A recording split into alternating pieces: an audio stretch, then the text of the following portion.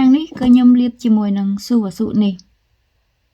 ហើយជាមួយនឹងខាងនេះខ្ញុំលាបជាមួយនឹង Hera នៅក្នុងវីដេអូនេះចង់ជម្រាបបងប្អូនថា Hera នេះឥឡូវលែងមានស្តុកលក់អីបងប្អូនក្រុមហ៊ុនគេលែងផលិតចេញមកហើយអញ្ចឹងអត់មានស្តុកទេឥឡូវនេះខ្ញុំមានជាមួយនឹងការពារកម្ដៅមុននេះបងប្អូន ស៊ូវ៉ាស៊ូម៉ាកនេះក៏ the best ដែររបស់កូរ៉េបងប្អូនចាហើយខ្ញុំនឹងប្រៀបធៀបជូនបងប្អូនមើលបើសិនជាបងប្អូនធ្លាប់តែប្រើ Hera ហើយឥឡូវខ្ញុំមានណែនាំថ្មីស៊ូវ៉ាស៊ូអញ្ចឹងខ្ញុំនឹងលាបជូនបងប្អូនធ្វើការប្រៀបធៀបមើលតើភាពខុសគ្នា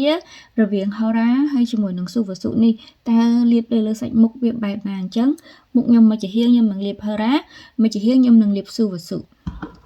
ចឹងខ្ញុំនឹងលាប Hera មុនព្រោះបងប្អូនដែលធ្លាប់តាមបានខ្ញុំម៉ួយអីវ៉ាន់ខ្ញុំគឺគាត់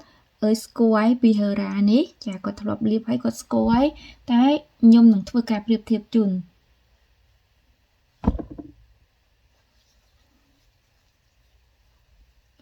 ឡូវនេះខ្ញុំលាប Hera អ្នកលក់នៅសល់បាតគីឡដែរហើយលើអត់ស្តុកអីចា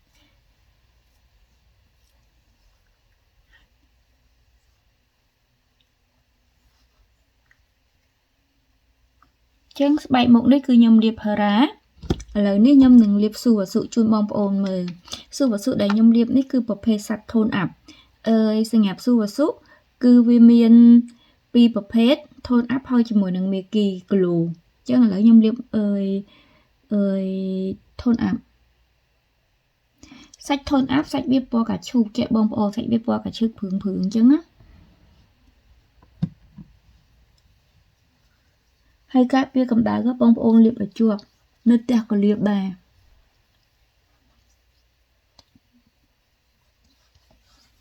ហើយបើសិនជាច្រើននេះមិនច្រើនទេត្រូវលាបលើកកដែរ